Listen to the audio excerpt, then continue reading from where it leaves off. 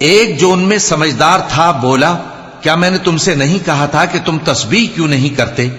दूसरे कहने लगे कि हमारा परवरदिगार पाक है, बेशक हम ही कसूरवार थे। फिर लगे एक दूसरे की तरफ रुख करके मलामत करने, कहने लगे हाय शामत, हम ही हद से बढ़ गए थे। उम्मीद है कि हमारा परवरदिगार इसके बदले में हमें इससे बेहतर बाग इनायत करे। हम अपने परवरदिगार की तरफ रुजू करते हैं।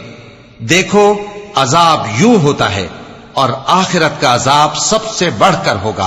काश ये लोग जानते होते।